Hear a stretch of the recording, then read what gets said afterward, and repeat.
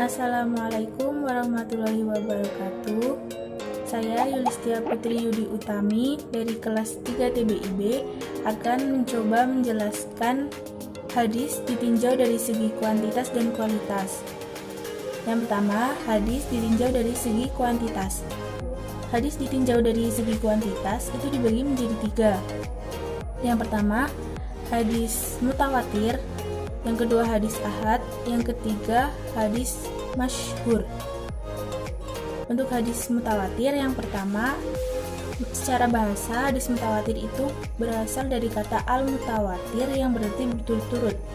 Sedangkan secara istilah, hadis mutawatir yaitu hadis yang diriwayatkan oleh sejumlah perawi pada semua tabaqatnya yang dengan akal dan adat kebiasaan itu tidak mungkin melakukan kesepakatan dusta. Jadi, hadis mutawatir itu hadis yang diriwayatkan oleh banyak perawi yang bersepakat untuk tidak berdusta. Hadis mutawatir ini dibagi menjadi 2, yaitu hadis mutawatir lafzi dan hadis mutawatir maknawi. Hadis mutawatir lafzi yang pertama itu yaitu hadis yang sama dengan perkataan Nabi. Jadi hadis mutawatir lafzi ini hadis yang diriwayatkan banyak orang ke banyak orang. Sedangkan yang kedua, hadis mutawatir maknawi. Hadis mutawatir maknawi ini erat kaitannya dengan perbuatan Nabi. Jadi hadis mutawatir maknawi yaitu perbuatan Nabi yang diriwayatkan banyak orang ke banyak orang. Yang kedua yaitu hadis ahad. Ahad di sini, kata hadis ini berarti satu atau wahid. Jadi hadis ahad yaitu hadis yang diriwayatkan oleh satu perawi. Tapi menurut istilah di sini, hadis ahad ini hadis yang diriwayatkan oleh sejumlah perawi yang batasannya tidak mencapai batasan mutawatir.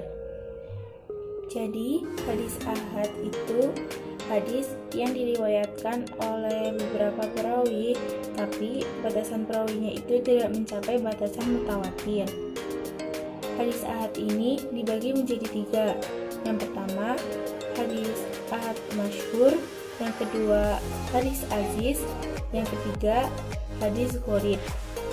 Yang pertama, hadis masyhur, yaitu hadis yang diriwayatkan oleh 3 perawi atau lebih tapi tidak mencapai batasan mutawatir. Yang kedua, hadis aziz, yaitu hadis yang diriwayatkan 2-3 perawi dalam salah satu tabaqahnya. Kemudian yang ketiga, hadis gharib, yaitu hadis yang hanya diriwayatkan oleh satu perawi dalam salah satu tabaqahnya. Yang ketiga yaitu hadis masyhur.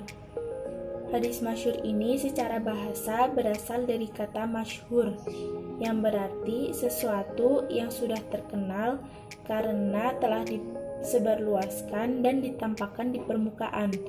Jadi hadis masyhur ini hadisnya sudah dikenal oleh banyak orang karena sudah disebarluaskan dan ditampakkan. Dan secara istilah, hadis masyhur ini berarti hadis yang diriwayatkan lebih dari 3 perawi tetapi belum mencapai batasan mutawatir. Seperti yang sudah dijelaskan tadi, hadis masyhur ini hadisnya itu diriwayatkan lebih dari 3 perawi tapi belum mencapai batasan dari perawinya hadis mutawatir. Baik, kemudian hadis masyhur ini dibagi menjadi 2, yaitu masyhur istilahi dan masyhur ghairu istilahi.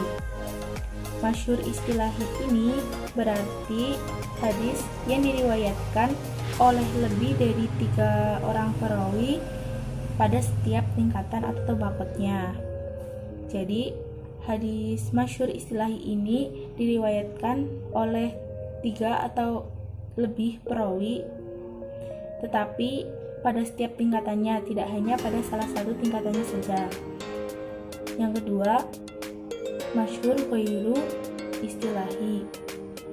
Masyhur ghairu istilah ini berarti hadis yang populer menurut lisan para ulama tanpa adanya syarat yang definitif. Ya, berikut tadi adalah 3 hadis ditinjau dari segi kuantitatif. Untuk selanjutnya, saya akan menjelaskan tentang hadis yang ditinjau dari segi kualitatif. Yang pertama yaitu hadis yang ditinjau dari segi kualitas ada hadis sahih. Hadis sahih ini hadis yang sanadnya bersambung, yang diriwayatkan oleh perawi yang berkualitas dan tidak lemah hafalannya. Dan di dalam hadis sahih dan di dalam sanad dan matannya dari hadis sahih ini tidak ada syadz dan ilat. Yang kedua yaitu hadis hasan.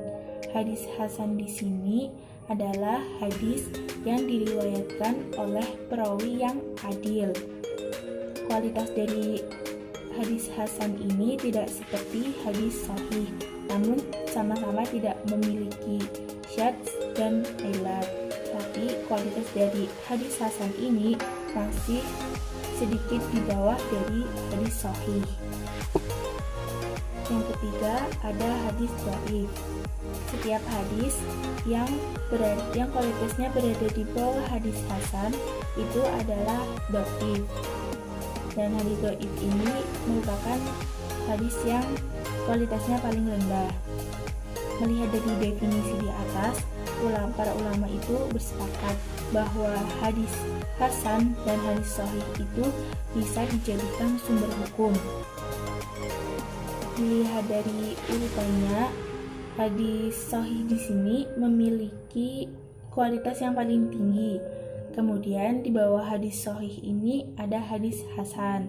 Hadis hasan ini masih lebih baik daripada hadis dhaif karena setiap yang kualitasnya di bawah hadis hasan itu merupakan dhaif. Jadi para ulama di sini bersepakat kalau hadis sahih dan hadis hasan itu boleh dijadikan sumber hukum. Namun ada beberapa ulama yang mengatakan bahwa hadis dhaif bisa dijadikan sumber hukum. Ya, tadi itu adalah sedikit penjelasan dari saya mengenai hadis ditinjau dari segi kualitas dan segi kuantitas. Adapun saya membuat video ini untuk memenuhi tugas akhir pada mata kuliah Ulumul Hadis yang diambil oleh Bapak Ishaq. Apabila ada banyak kesalahan dan kekurangan dari penjelasan saya di atas, saya mohon maaf karena saya juga masih belajar. Sekian dari saya. Wassalamualaikum warahmatullahi wabarakatuh.